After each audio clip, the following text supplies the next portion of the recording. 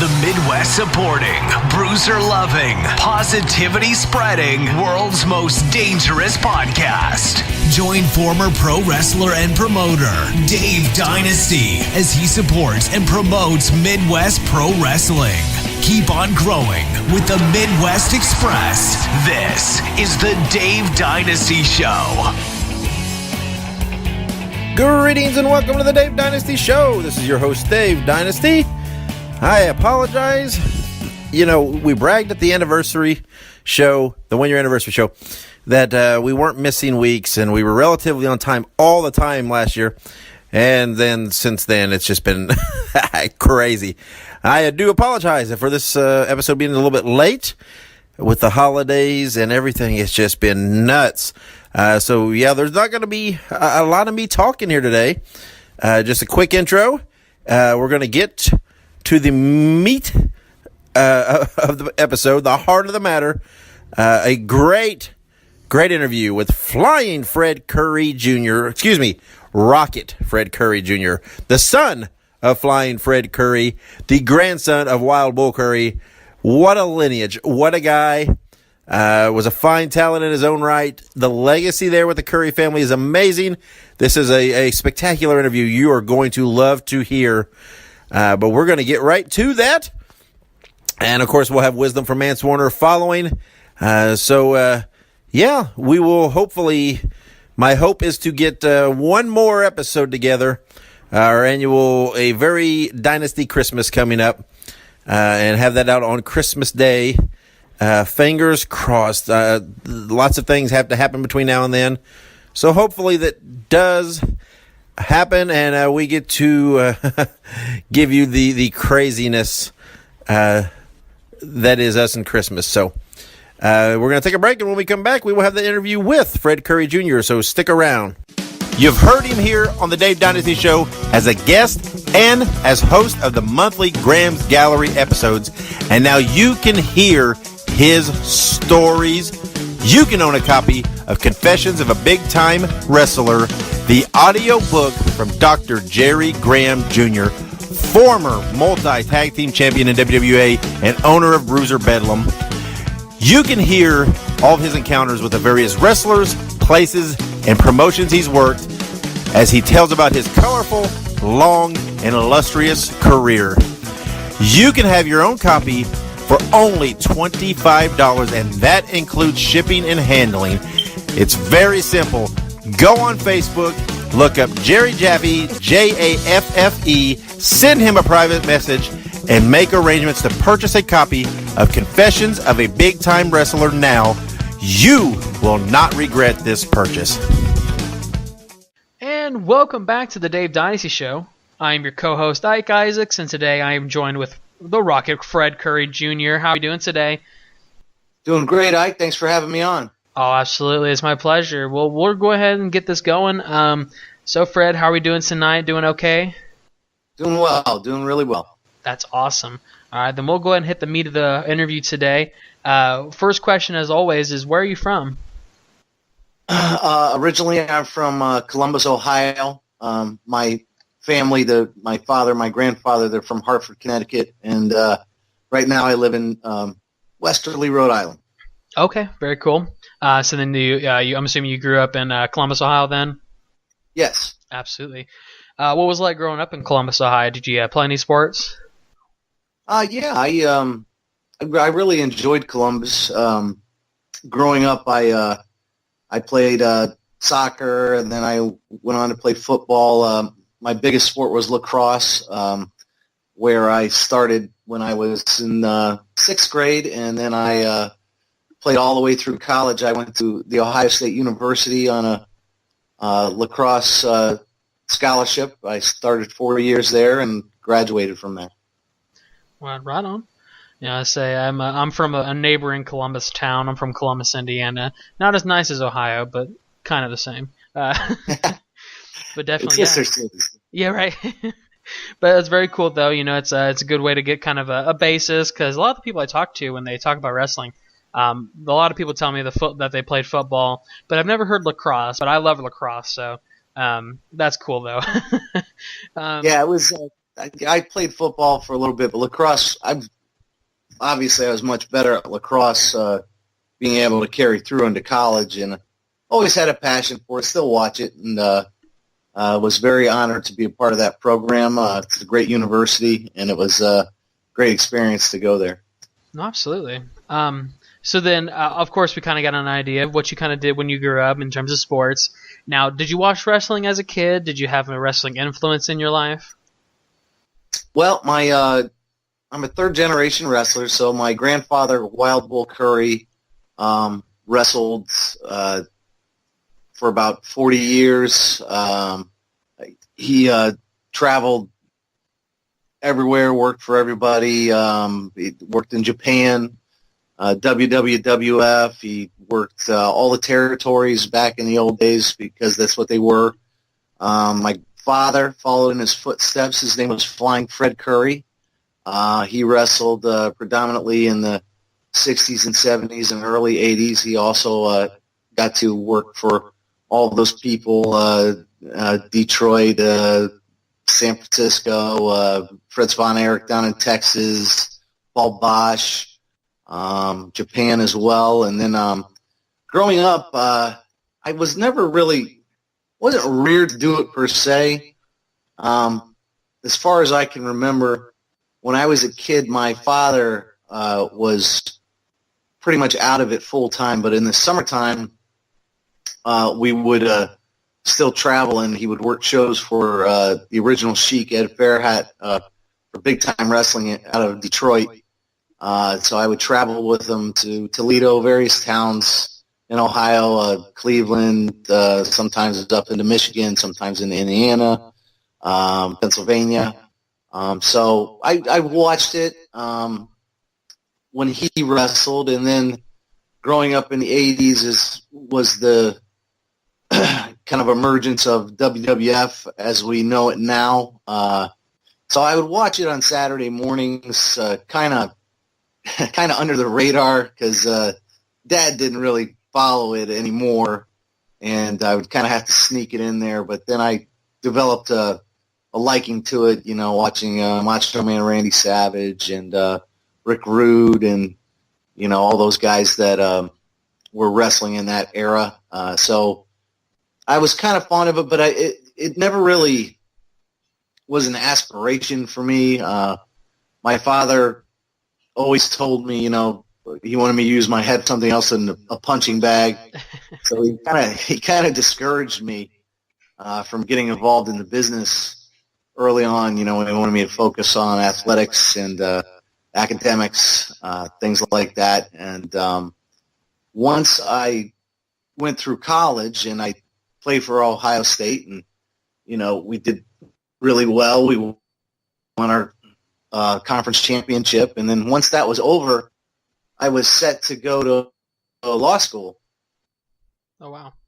Kind of had like an itch because I wasn't going to play professional lacrosse. Not that there was a lot you could follow with that, not like it is now. And, you know, I kind of, you know, my friends would always kind of mess around with me, and we all watched it in college because that was the Monday Night Wars time with you know, the NWO and then the Attitude Era. So we all watched it, and they would always be like, "Oh, Fred, you're gonna follow the family business? You're gonna get into it?" And I'm like, "Nah." And they'd always egg me on. And then once I was set to graduate, I kind of went up to Dad, and I'm like, "What do you think about me wrestling?" And he just kind of looked at me like I had three heads and was like, "Come on, are you serious?" And I'm like, "No, I think I want to give it a try."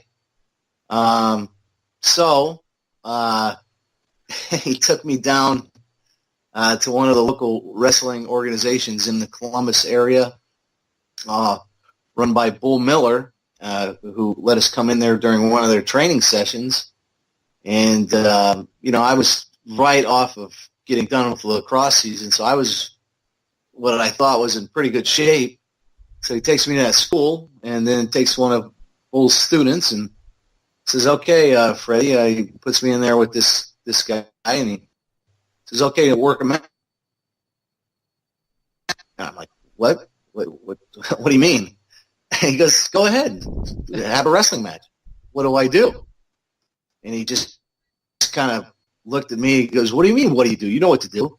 You grew up with this. You grew up watching it, and you know what to do. So I didn't know anything, and the guy kind of led me through it, and, you know, I got blown up in about 2 minutes because I was nervous, number one. Number two, I didn't know what I was doing, and number three, I didn't know really how to do it.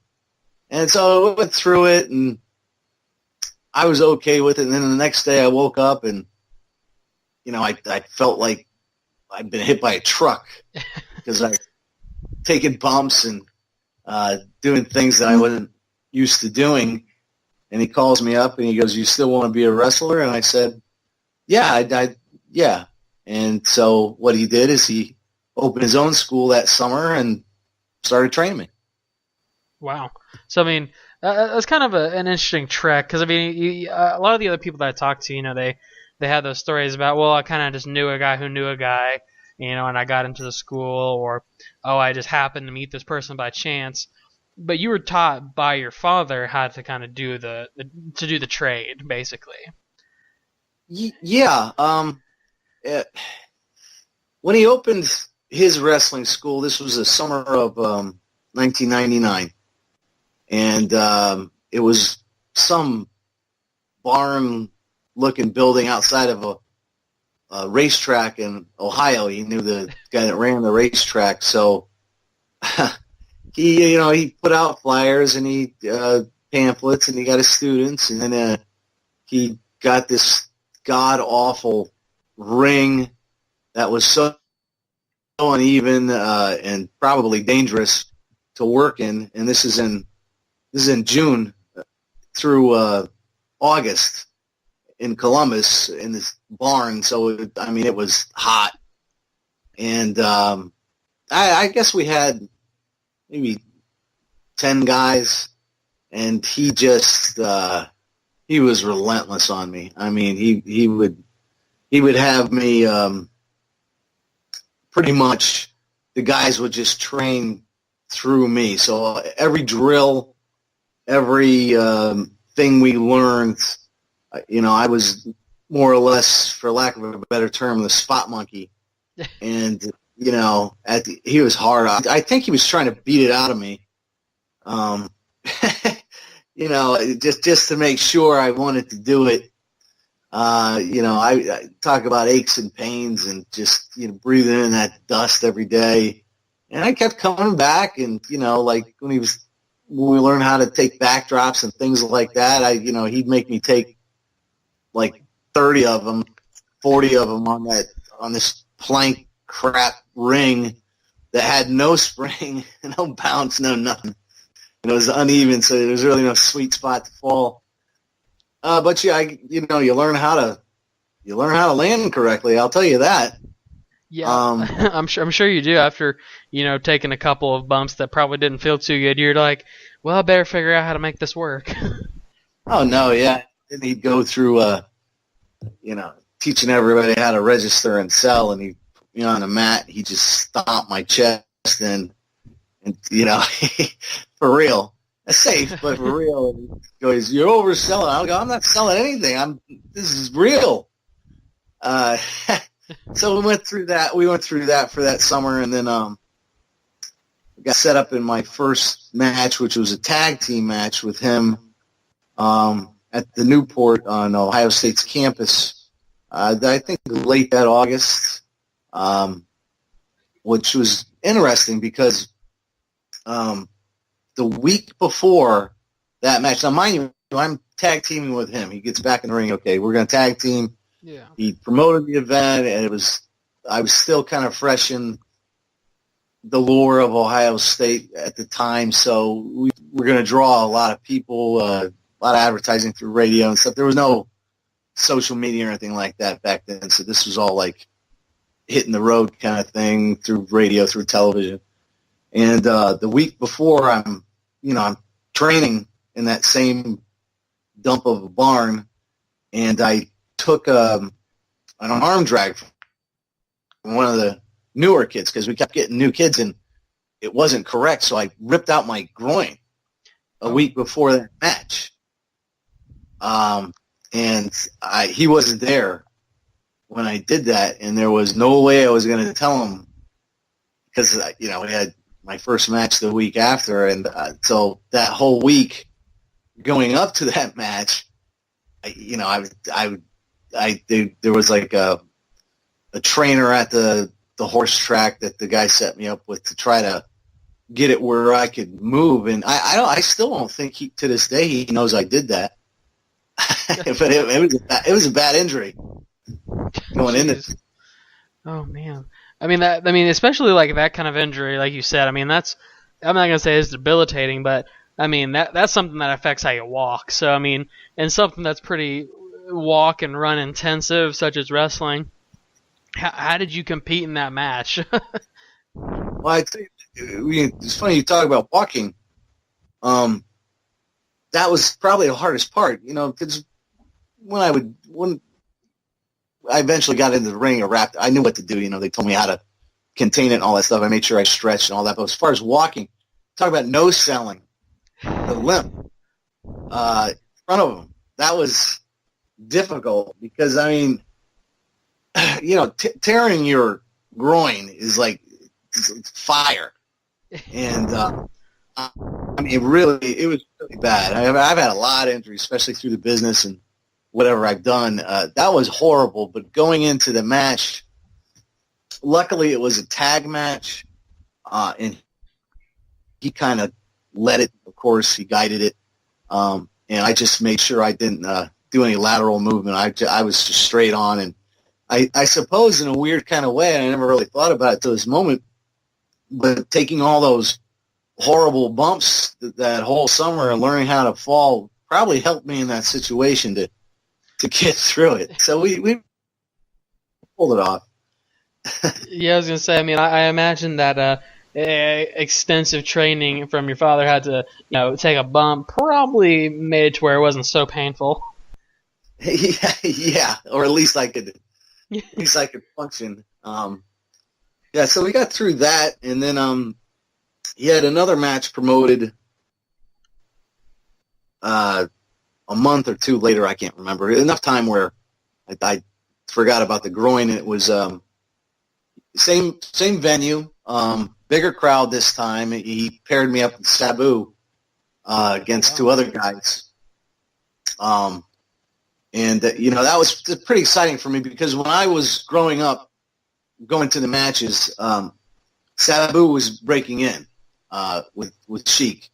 And he used to go under his another alias at the time before he adopted the Sabu gimmick.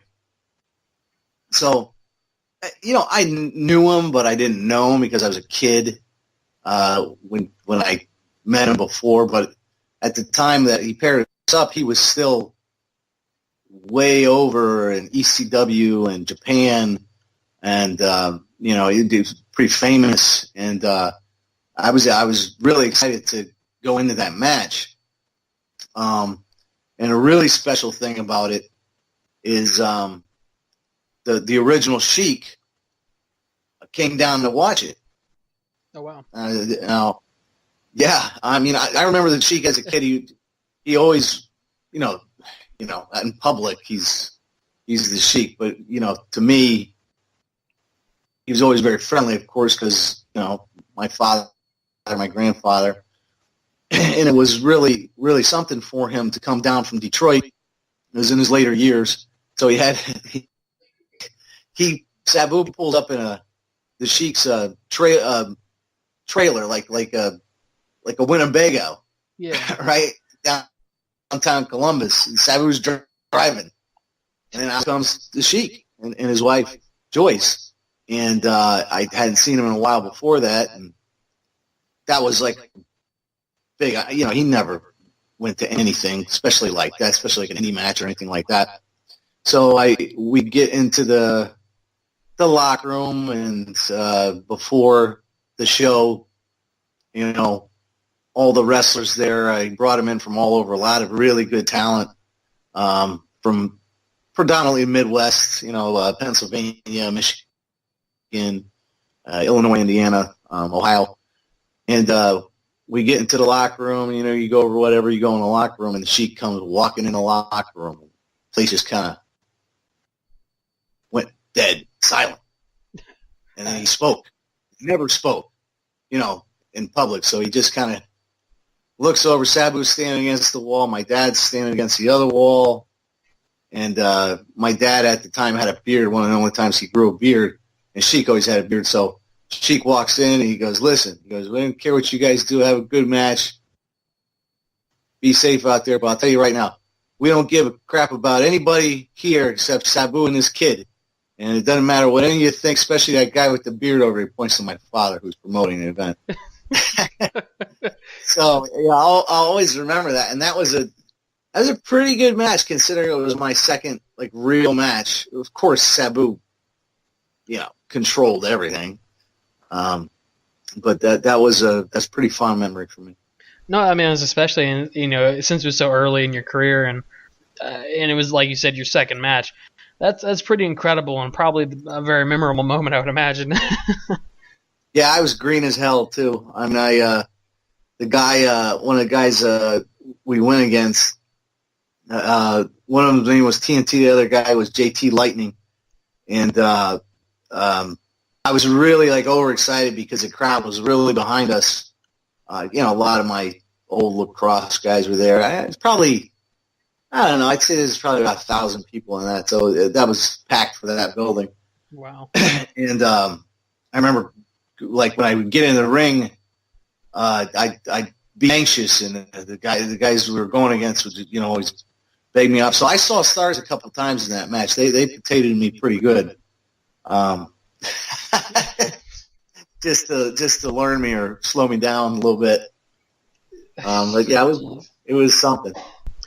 I mean, I was gonna say that's probably one of those rough things too, especially when, you know, you're, like you said, so new and you're getting to kind of work with someone so experienced. Obviously, I imagine there are some people who may have been a little discontent with that. Did you experience any kind of like pushback about that when you got back to the locker room? Is anyone like, oh, you haven't, you know, paid your dues type deal? Yeah, and I really didn't know too much about that at the time. I remember going into the match, and basically Sabu called the finish. And since we were where we were, and it was heavily promoted around who I was to that area, that town, you know, we had something where I got the pin. And, you know, my father was smart to have Sabu call it. Because the guys we were wrestling weren't too privy on that. They all want to get pinned by Sabu. And Sabu was like, you know, hey, listen, how many times you want to get beat? This is how we're doing it. So, yeah, a little pushback with that. That was my first experience with that. Because coming up, I was great. I mean, I'm graciously saying I was given more opportunities than a lot of guys were that just would come up, and it, you know, through the years I learned how special that was, that I had those chances, and you just learn that as you go along. So you're gonna pay your dues one way or the other. Yeah, that's for sure. But I mean, that's one of those things too that I mean, you kind of see it nowadays, but I feel like it's kind of one of those outdated ideologies, is that, you know, you have to do so much before you can, you know, do something in the business. And I think a lot of people, especially people who've been around a little longer, probably would disagree with that. But, you know, it is what it is, as long as you're respectful. I feel like that's the golden rule in wrestling, is respect. But definitely, if I'm being honest, I was a little surprised that you said you got to work with Sabu on your second match. I got to say. Yeah. Well, I mean, I wasn't working against him. Yeah, but once again, that was a privilege that I had from having that history, or from my family having that history with those guys. There's no way in the world that courtesy gets extended to, you know, just anybody. No, that was a favor. No, absolutely. That I'm very grateful for, and going back to what you're saying about the ideology of people paying their dues and having to take whatever they have to take before they get a chance. You're right about that for the most part, but it gets lost a little bit from time to time. One of the hardest things in professional wrestling, particularly now, because it's so much more accessible to get into it than it was even 20 years ago, where everybody starts on the bottom, so everybody kind of, I don't know, it's that beginning level, where there's some kind of stigma where you have to get beat 1,000 times before you can go over, and I don't think it can be played out like that. Everybody's different.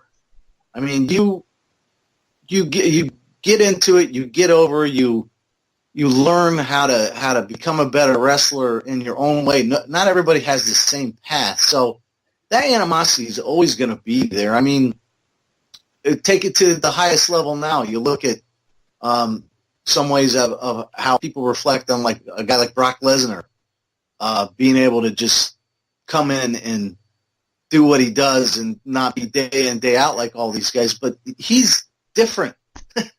he's that's, and some guys are just different like that. I'm not saying I was, but yeah, I'm just saying as far as that mentality goes, it's just hard to gauge. You get breaks. It's kind of like getting struck by lightning when you get chances, and you just the key to getting struck by lightning is to always be in the storm, and that's the key to making it in wrestling. Is you can't make it in professional wrestling if you're just going to do it once every 3 months or whatever. You got to be in it all the time. You got to make sure you have a chance to get struck by lightning, be in the right place at the right time. And that's a lot to that in my mind. Absolutely. I kind of want that on a T-shirt, though. It's like you only get what chances every now and then. If you want to get struck by lightning, you got to be in the storm. Yeah, I like that. I don't know why you didn't come up with that before. You're about to be like, all right, here we got a T-shirt idea. Let's start a T-shirt. Oh man. So I mean, obviously, let's say change tracks a little bit because we went a little off track there, but it's no big deal. So obviously you've done quite a bit of work. You work primarily in the Eastern United States, which has long been a hotbed for independent wrestling. And I mean, like you said, I mean, you started off pretty hot, and then I mean, you pretty much kind of kept that going for a little bit, and you've done quite a bit. So what was it like being in that area and working in the Eastern United States? Well, let me just take it back one step to get to that point. When we got done with that, my father basically said to me, I got to put you with somebody else to train, because he didn't want me to like always be riding through him or whatever. So what he did is he hooked me up with Dory Funk Jr. In Florida to go train down there, and I trained with Dory at the Funkin' Conservatory for a better part of a year. Go down there once a week, and once again, very fortunate, very lucky to be able to do that, because first of all, Dory Funk Jr. was world champ for 5 years, worked in the business for a long time, one of the best of all time. So you get to train with Dory one-on-one every day. And through Dory opens other doors. He would have talent, especially at that time, coming from all over, particularly North America, sometimes from Mexico. So honing my skill as far as learning how to work got turned up to another level. So my father wasn't training me anymore. Dory was, as well as all of those awesome, excellent workers that would come down there. So I would get to wrestle just the best talent in the country, and the North America. Some people were even from Japan, and you'd learn all these different techniques and ways of working with people from different places. So it's almost like traveling abroad, but not traveling abroad. So I was extremely fortunate to do that. So many people came through Funk's training. I mean, you talk about Lita and Kurt Angle and the Hardys, Edge, Christian, I don't mean to name drop or anything. Dory was very influential in a lot of people's careers. So I got to go down there and train with him. And that was amazing. An amazing year. Made a lot of good friends, made a lot of connections. That's the other thing. So when we skipped to when I got to the Northeast, I already had different avenues of work to take through networking with all these guys and being able to wrestle in Florida with Dory. Yeah. So I mean, or go ahead. No, you go ahead. No, I was just gonna say. I mean, and that's what I was gonna say. Kind of the backtrack. You said not to name drop, but and that's something that I like to hear is that obviously I think pretty much anyone knows who Dory Funk is, but it's interesting because you look at someone's resume and you say, okay, well, what have they done? How can they prove themselves to be a good trainer? And I mean, like you said, he's produced quite a few people, but definitely, the other word about that is that he didn't have to train you. So I think that says something about you. Just wanted to throw that out there. I appreciate that. I was once again, I'll keep saying this. I'll keep beating I was extremely lucky to come up this way through it. So once I got to work a little bit in Florida, and then I decided to move out east to Connecticut because that's where the Oz is as far as you want to get noticed. Because we all were going to make it. We were all certain. So I moved to Connecticut. I still train with Dory. I got tryouts through Dory with WCW. Oh, wow. They flew me down to Atlanta. I train at the power plant with a whole. You talk about other people, a whole nother group of fantastic wrestlers that are down there with you. I mean, guys from all over that were like the creme de la creme at the time. So you train with those guys, and then you learn from Terry Taylor and Paul Orndorff and guys like that coach, and so I had an opportunity to do that. That wasn't easy either. So I got to do a couple dark matches through them, but I wasn't ready for any of that at the time, even though I had my experience training with my father and Dory.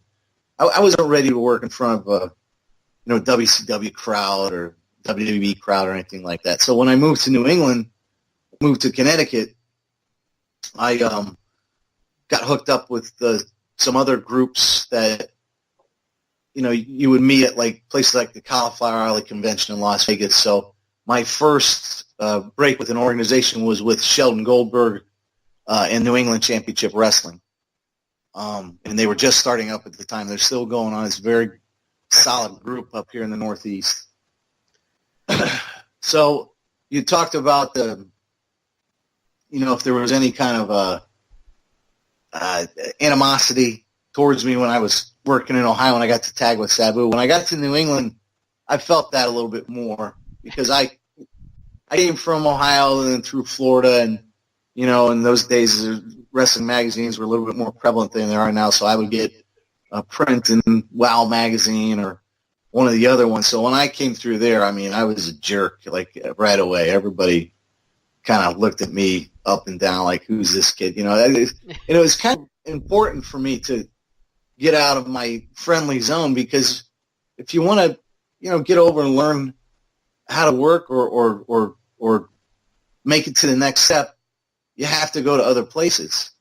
So when I got to New England and I started working for Sheldon, and he pushed me right away, and I got to meet a whole bunch of other great wrestlers who helped me improve and helped me learning the humility of it, and learning that you're not doing everything right all the time, and learning about timing, and learning about reading crowds, stuff like that, I really started to pick up in the Connecticut, Massachusetts, Maine, New Hampshire area, through guys that are very skilled, effective veterans out here. Brutal Bob Evans, Slick Wagner Brown, who was breaking in at the time with me, Alex Arian, guys like that. Really, you move on to a different stage. So I really learned a lot from that, and I started working quite a bit in the area. I was still going down to Florida every once in a while, and I would work predominantly in Massachusetts and Connecticut, but I would go into New York, go to New Jersey, Philadelphia, Pennsylvania, New Hampshire, Vermont, a little bit Maine. So I had quite a lot of road work in those days. And I imagine. And you kind of mentioned this earlier. I'm sorry to cut you off if I did. But you mentioned that you had a chance to potentially participate with WCW, right? Yeah. And that was actually one of my other questions for you, is that did you ever receive a contact from a bigger promotion such as WCW or even like WWE, Ring of Honor, or ECW during your career? Ring of Honor was pretty much just starting up when I was really pushing myself into it. So that wasn't so much of a factor back then. Yeah. But back then you still had the big three. So like I said before, I was able to go down to WCW, and I went to a few different house shows, worked a few dark matches. And then I also got called to WWE from time to time to work dark matches whenever they were in the area. Whether it was usually was a dark match. You never knew until they let you know later in the afternoon what you were going to do, whether you were involved in a segment or an actual match. So I did have my chances there, and I had a couple really good tryouts with ECW, which I was I felt the best about that one because I was ready at that point in my mind and physically and committedly to go for this. So I had a couple different tryouts in Poughkeepsie, New York, and Schenectady, New York, and they went really, really, really well. And everybody that I knew that was involved was like, yeah, Paul really likes you, and you really got a chance. The problem is ECW kind of went out of business like 3 months later. So it was wrong place, wrong time, I guess. But I mean, none of it's wrong place, wrong time. It's all the experiences are worthwhile, and I don't think about them so much anymore. But talking to you right now, it just kind of brings up these memories. So I'm sorry if they come off a little jumbled here and there, but no. I haven't really talked about it in a while. No, it's no big deal. And it's kind of unfortunate though. The ECW was pretty promising there for a minute, and then, like you said, it was just like in a matter of seconds it was gone. Yeah, almighty dollar is kind of tough to keep up with sometimes. Yes, it is. Unfortunately, it is. That's one of the unfortunate parts about this world, right? Money, money, money. Yeah. But, in like I mentioned before, in those days, the internet was nothing like it is now.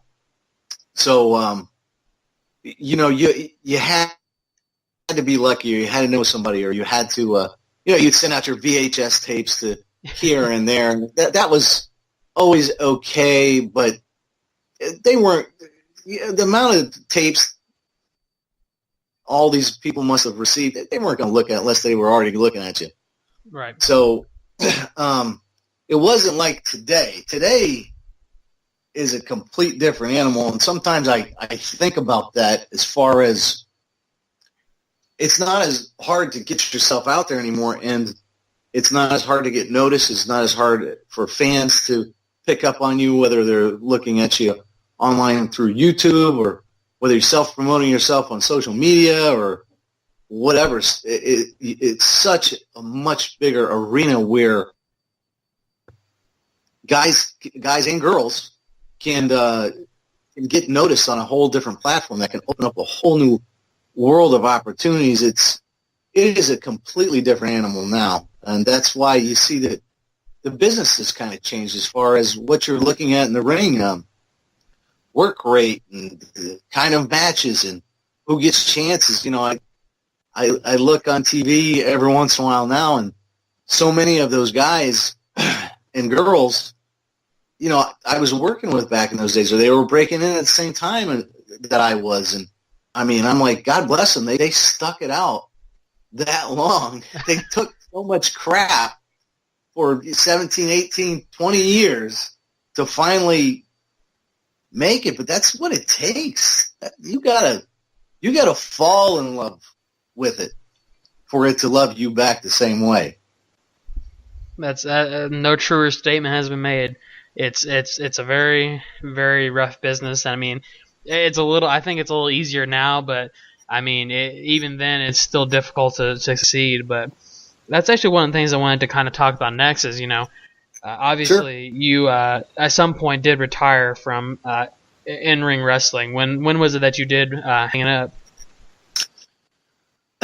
Well, I throughout my wrestling days, I experienced injuries here and there, as we all do. I mean, of course, I wasn't the biggest guy in the world, so you got to take risks. And you know, when you get that's another thing that's very hard to do in the business is when you get sidelined. For instance, one of my first major injuries, I broke my arm in Boston, so I was out for better part of 6 months till I could get back in there effectively. So you kind of get put on the back burner a little bit. You got to work your way back in there. And then another time I had to get knee surgery because I blew out my ACL, and I was out for a better part of a year. And then you got to come back from that, and that's testing as well.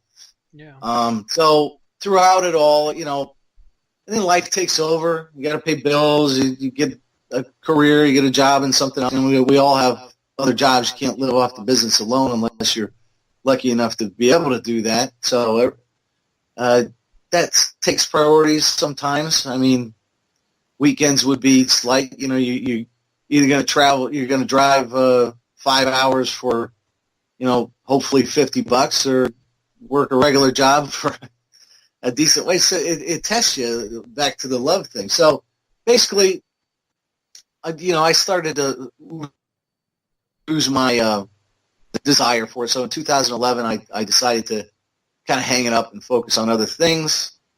You know, they say retire. I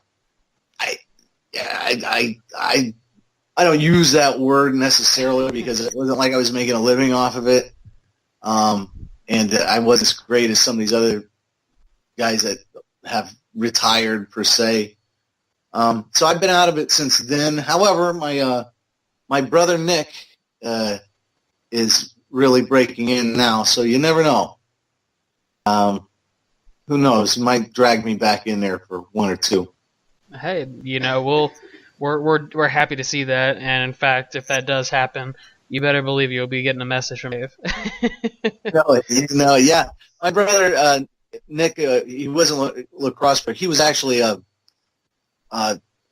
very good mat wrestler in high school and college. So, you know, he unlike me, where it was more of a whim to get in it, he's been determined to do this the whole time. So, you know, Dad helped train him, and now he is training with different groups in New England and starting to work shows and wrestle on shows, and he's one heck of a talent. So, you know, the name Nick Curry, remember that one, because I think we're all going to see him down the road. Well, you guys heard it here first. Keep your eye out for Nick Curry and my possible return from Fred Curry. Yeah. You know, I'll tell you what. If that does happen, he'll be taking the heat. Right. Yep. That's right. Oh man. So then kind of on a different note, obviously we've learned a lot about your wrestling career, some of the different opportunities you've had, and some of the experiences you've had, and it was kind of an incredible journey to kind of go with you, because it's not everyone can say that their second match they wrestled with Sabu, or that they got to train with Dory Funk, or but it's definitely an interesting road that you took. But a lot of people don't know like who you are in like your personal life. So one thing we always like to ask people is, what's one thing most fans may not know about Fred Curry?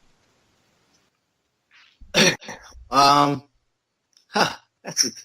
an interesting question. Right. I'm married to my beautiful wife Tara, who I love very much. I'll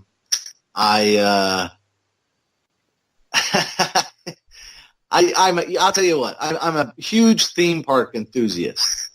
I love theme parks. So, I guess that's something people might not know about me. Maybe it's holding on to the thrill that I used to have in the ring or something, but that's something people might not know. I really enjoy that. So every year, around September time, Halloween time, the wife and I go down to Universal Orlando for 5 days and experience Halloween Horror Nights. So that's a big thing people might not know about me. That's really interesting. Most of the people who I would ask that question, they're like, well, I'm a pretty open book. Everyone pretty much knows everything about me, or they give me some like just random thing. But that's actually pretty cool. A theme park enthusiast. So then you said Universal's like your go-to, your favorite. Yeah, that's my favorite. I mean, growing up in Ohio, you always had Kings Island and Cedar Point, places like that. And then as an adult, I kind of, when I had the means to start going to places again, I travel around, and Universal is my favorite. And of course, you got to take in Disney when you're down there too. But I really enjoy that. Living in Rhode Island's great. Once again, living in Ohio, you didn't have an ocean per se, so it's nice to be by the ocean. Not so much this time of year. Yep. So it's probably a little cold this time of year. Yeah, but I enjoy living out here, for that matter too. Just to enjoy the beach and things like that. So I like to take it easy. I'm not not a guy that's into motorcycles, and I don't know how to fix cars, and I don't know how to repair a roof or anything like that. I don't have hobbies like that. I just like to, when I get chances to relax, I just like to relax and take it all in, and watch movies or things like that. Read. I'm pretty relaxed. Oh, absolutely. That's my outlook on life. Relax while you can, because one day that you won't be able to, probably. Oh yeah. You get enough pressure in everyday life to take it with you when you don't have to deal with it. So I'm not to say I'm like biblical to anything or anything like that, but I really, when I have time to enjoy my family and my wife and my house, and I take every second I can to do that. Absolutely. That's what we like to hear. But also, maybe unpopular opinion, I definitely think Kings Island is super overrated. So just throwing that out there. I haven't been to Kings Island probably 25 years. So I looked it up online, I don't know, a year or two ago. I didn't even recognize it. Nope. It's so different now. I went back to Cedar Point probably about 8 years ago. That's still pretty sweet. I mean, all those roller coasters and whatnot. But I'm not too familiar with Kings Island anymore. I didn't recognize any of it when I was like going through the map and whatnot. I wouldn't know where I was at other than the Eiffel Tower. Right? Yeah, exactly. Yeah, I don't know. I'm one of those people. I like theme parks. I always wanted to go to Orlando and plan to someday. But since we're so close to Kings Island, every now and then we'll. Someone will be like, "Hey, let's go," and I'll be like, "But why?" Well, I don't think once you go down to Orlando, you won't have the same opinion. It's a little different, different level. Yeah. They're that's kind of like their bread and butter. So it's a whole different experience. Wow. So other than loving roller coasters and theme parks in general, we've definitely talked a lot about different things, different highlights of your career. But another thing we'd love to ask people, because it really makes them think, is if you had to pick one highlight or moment from your career that jumps out, what comes to mind? Like either A is like your best moment, or one of those moments where you're like, wow, that really happened. Well, that ECW tryout was in Poughkeepsie was one of them. Just because, for the simple fact that I was wrestling against a guy I was very familiar with, Nick Barbary. I wrestled him probably 60, 70 times. So when I got there, though, I didn't know he was going to be there. So you get there and you don't know what you're going to do. And then I see him, they're going to pair us up. There was a bunch of us that they had there. So they're going to pair us up, and we're going to work matches in front of the whole damn locker room. Okay, the ECW locker room. I'm talking New Jack, Sandman, all of them are all around the ring. So you don't have a crowd. You got the locker room. And those guys, if they don't like you, you know. So I see Nick walk through the door after I learned that we're going to do these round-robin matches, and I said, whoa. I go, you. I go, don't leave my side. So when they Tommy Dreamer, I think, was the guy that's pairing us all up, and he, we'd stand next to each other, and he's like, okay, you. He goes, and he knew Nick. And he goes, oh, Nick. He goes, oh, I wrestled Freddie. So I was like, phew. Now, since I wrestled him so many times, you don't have to talk over anything. You don't have to even think about it. I knew where he was going to be. He knew where I was going to be. We were both, well-conditioned. So we put on one heck of a match. I mean, it was, very few times that I've wrestled where I was like, that was good. You always have some kind of criticism of yourself when you're in there.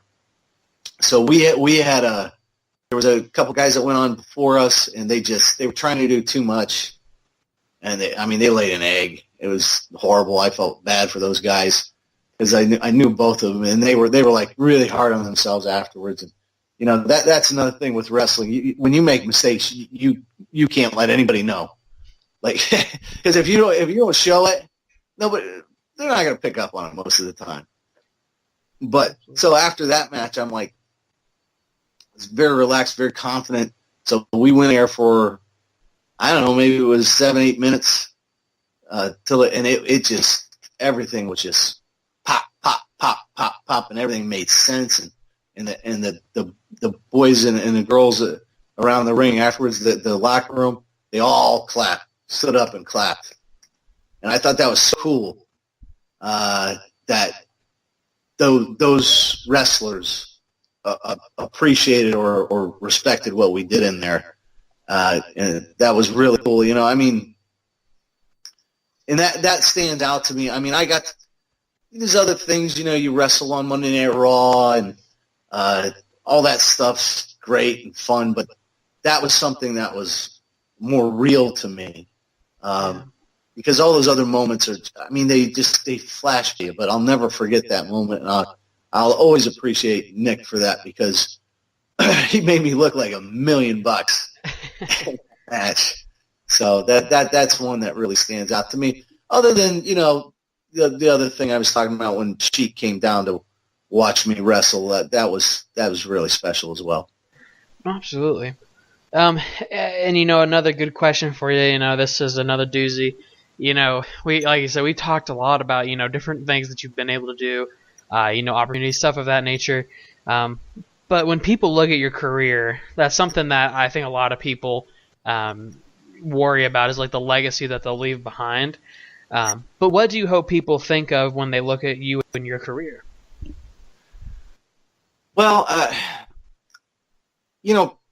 people in general, my career was, there'll be people that remember me and people that have seen me wrestle and that's nice and everything, but never made it to that level where I would expect anybody to necessarily remember the day that Rocket did this or that. But what I really, really hope above everything else is that the guys I worked with remember me well and remember me as respecting them and being a good guy to work with, and really look back with me in a fond way as far as being a colleague and a friend. That's very important to me, to be revered by my peers is what I hope they remember me as. Absolutely, and I think that's a very good wish, and I mean, I'm sure that obviously I haven't talked to many people, but I'm sure that they do, because I mean, even if, you know, there are those few moments where you may have felt like there's that little bit of pressure or resent, I definitely feel like you definitely worked your way in there and you definitely did your part, and by doing so, I think that deserves the utmost respect. But man, like I said, it's been a journey going through like your career and stuff, and I do thank you for that, because like I said, it's a heck of a thing, a person's career. Well, it's my pleasure to share it with you, Ike, and all listeners out there. Absolutely. But last thing for you today, I know we've went on a little bit of a roller coaster up and down, but last question, I promise. Sure. Do you have any social media where fans or anyone can follow you on? Best place to find me is probably on Facebook. Fred Thomas Curry. You can probably find me linked up to a bunch of other people that are in the business. It wouldn't be hard to track me down. That's about it, though. I don't really put myself out there too much more than that anymore. And keep your eye on that Kid Curry, that Nick Curry, and that'll be a good way to find me when he starts rolling. Absolutely. Obviously, you may not know, but do you know any of his social media and of his information that he's got out there yet? Not so much yet. The best thing to do now is just Google him and check him out if you get a chance to see him on a show somewhere. And I'm sure his name will be popping up a lot more in an accessible way in the very near future. Come crack open a cold one and let Old Mancer tell you a story. King of Big Dog Style, Laird's and Light Beer, the king of the trailer court, your favorite wrestler of mine, me. This is Warner's Wisdom with Mance Warner. All right, people, the red light's on. Old Mancer laying here. Go hit you another podcast. Here we go. Right here. It's Old Mancer, king of Big Dog Style, Laird's and Light Beer, master of pop-up headbutt. I'm currently deaf in one ear. Laird's and Light Beer, wackadoo, knee pad up, knee pad down, dramatic pause, dramatic pause, dramatic pause. The Southern Psycho, king of the trailer court. I got a million nicknames, people. Macho Mancer. What one have I not said yet? King of Big Dog Style, Laird's and Light Beer. Oh, Big Office. What's the other one? I got about 35 nicknames now at this point, and they just keep on coming every week. Oh, Big Doggy Cool. Big Doggy Cool. That's my favorite one right now. Okay. Here we go. Here we are. Another podcast. Old Mancer, like I said, I'm deaf in my left ear at this moment. Just the way it is. Hopefully it don't stay that way. I like to be able to hear stuff. Now, this is another edition of Old Mancer on the Dave Dynasty Show. The best part of the Dave Dynasty Show. Old Mancer's part, baby. Warner Wisdom. Now, on this edition, Old Mancer, over the weekend, like every weekend, I make times. I wear my beautiful boots. I throw on my ring jacket. David Lopan made it. Shout out to David Lopan. I make them times. I get them W's. I hit them pay windows. I make the times. Y'all know how it goes. Now, after the show, Old Mancer and the boys and the gals, we all hit the road. And we'd like to get some food in our system, right? Maybe go to Waffle House, maybe go to Dennis. That's usually the main two. Waffle House, Dennis. I hop on occasions. Now, Old Master went to dentist. I'm going to walk through it real quick, and I'm going to do something a little different. Old Master going to give a review of the dentist menu on here. A review of the dentist menu on here. There you go. Now, went into the dentist, got me a seat. About 15 of us in there, I think it was. We waited forever to get this food. Old Master was losing his mind. Horrible, horrible service. I kid you not. They brought half the food. Everyone else waited and waited and waited. And then they eventually came out and said that they hadn't even started making the other food yet. So we sitting there, we all getting angry. Just the way it was. Service sucked. Had to wait forever. Some of it was cold. Some of it was high. It was one of them nights, man. You know, they say, then the bell rang. That type of deal. It was like that. Everything sounded good. It all seemed like it was going to go all right. We got up in there. Boom. Took forever. Old Master lost his mind. Now, my food was okay. It got there on time, but I'm loud. I'm always, I think they just assume that if this guy don't get his food, his omelet, in this moment, he gonna go insane. Now, as I continue on in this, I ain't gonna stay here all night. I'm gonna lean up here and get my light beer though.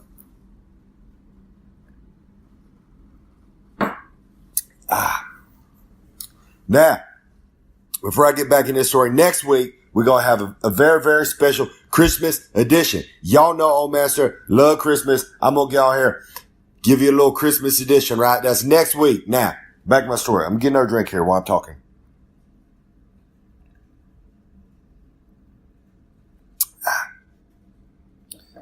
Old Master drinking out of a Bud Light glass that was given to Old Master at one of the shows. Old Master got the best fans out there. The little Mancers, man, they always bring me, I get beer, get these great mugs. And also got a Hooters calendar. It's amazing. I love it.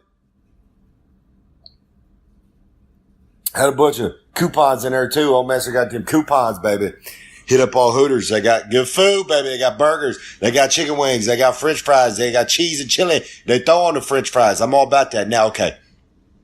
Back in the dentist here. I get wrapped up on these tangents talking about food. Now, Old Master rose up in the dentist. We had to wait forever. Food was all right. Here's the menu. I'm just going to run through and tell y'all what to get, what not to get. Now, burger-wise, Old Master always likes to get a nice burger. I get the fries, some ketchup, maybe I get cheese on it. Who knows? It's all in the spur of the moment, right? Just do what feels right for you. You know what I mean? Go up in there. I can't tell you what sides to get on the fries. Just get some fries. Always get French fries. You can always get a burger. You ain't ever going to go wrong at Denny's. You get a burger. Throw some bacon on there. Throw some cheese. Maybe some pepper jack. Maybe some American. Maybe some, you got to get some American on there. Some, cheddar, whatever. You can't really mess up a burger, right? Get some jalapenos on there. That's how Old Master says jalapenos. Jalapenos. Jalapenos now. A lot of people always ask me about that. Why you say that? That's the way it's said, baby. You get the jalapenos, get the bacon, get the pepper jack, throw it on that burger now. Now, you can kind of mess up a burger though. Let me backtrack here. Stay clear of any weird seasonal burger, right? If it's Halloween time and they got some sort of weird Halloween burger, don't get that, man. You know what's good, you know it ain't good. Just get a burger, you put bacon on it, that's okay. Put some cheese on it, that's okay. Some lettuce, tomatoes, mayonnaise, mustard, pickle, all that's okay. Stay clear of the weird stuff they throw on there, man. You know what I'm talking about when you see it on the menu. If it's some weird seasonal thing, stay clear of it. Just get a burger, man. You can't mess up a regular burger. Nah, moving on.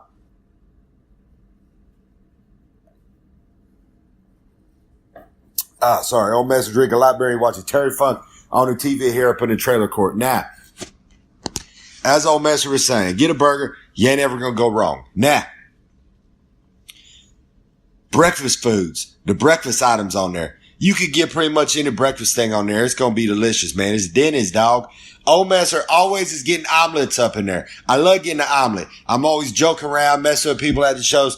The boys, we got to go get omelets after this show. That's the way it goes. Old Master hits the road, and I'm already thinking about I'm going to get an omelet.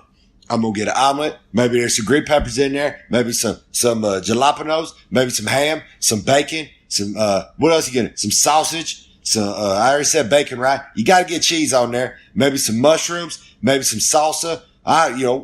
You can't go wrong with an omelet now. As long as you got some meat in there and you got some veggies in there, you are good, my friend. It's going to be delicious. Get an omelet. You go up in there, tell them old master sent you. Tell them I was drinking some light beers. I rolled up in there, got an omelet. Delicious. Always get an omelet. You can never go wrong there. So what I told you so far? Omelets, burgers, delicious. Stick with those. They got appetizers on there, right? If I recall what's on there, get nachos. Nachos always good, man. It's gonna be chips. It's gonna be meat. It's gonna be cheese. It's gonna be some jalapenos. It's easy. It's simple. They're gonna be good.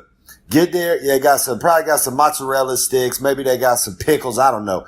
Don't get none of that. You ain't there for appetizers, dog. Get some nachos. That's fine. You can share that with the people you with. Nachos always good, man. But you don't need to get no appetizers, dog. Listen to old master. Get up in there. Get them omelets. Get them burgers. Anything with chicken and steak too. Get that. That's good. It's going to be good. You're going to like it. Now, what to stay clear. Don't get no appetizers besides them nachos, dog. I'm going to see how many times old master can say dog up in here, right? I was watching old Kevin Nash, old master and Big Daddy Cool go way back. Wolfpack, man. Wolfpack. Okay. Back to what old master's saying now. Okay. Stay clear of them appetizers. Do get the burgers. Do get the chicken. Do get the steak. Do get any gosh damn omelet they got on there.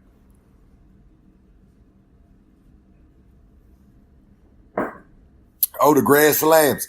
Anything that say slam on it, get that. It's going to be delicious. Guaranteed. Master approved. Hashtag master approved, baby. You know what else is master approved? Very, very simple.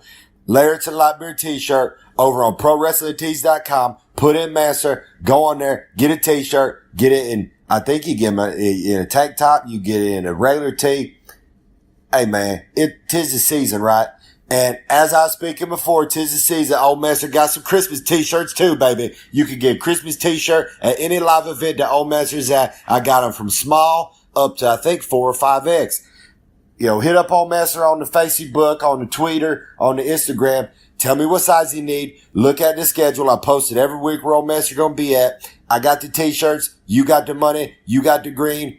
Let's hit the road, baby. Old Master will be making them live events every week. Now, like I said, just hit up on Master. Now, back to what I was saying. You get them omelets, get them burgers. Don't get no appetizers. The last thing I'm going to complain about. Oh, yeah, get them slams. Slams always good. French toast. Get that. Pancakes. Get that. It's good, baby. Master approved. Master approved. Pancakes. Master approved. French toast. Master approved. Omelets. Master approved. I could go on and on and on here. But it's going to bring me to the last thing that is not master approved, baby. Something the old master is going to tell you not to get at the Denny's, man. Old master, this is what you need to do, baby. When you roll up in there, I'm all out of my light beer now. The one thing the old master is going to tell you, do not get, you don't need to get, stay clear of. You look through the menu and you see all these items on there. This is good. That's probably good. I'll get that. I'll try that maybe next time. Soups and dramatic pause, salads, soups and salads. Who in their right mind is rolling up in the Denny's at 1, 2, 3 in the morning, or it could be 3, 4, 5, 6 o'clock in the afternoon? At no time of the day does anyone roll up into a restaurant and spend money on getting a soup and a salad. I don't care who you are. You can argue about this. You can send out hate tweets. You can tag me in it if you want to. I don't care. It don't matter. Ain't no one getting soups or salads, man. Especially at Denny's.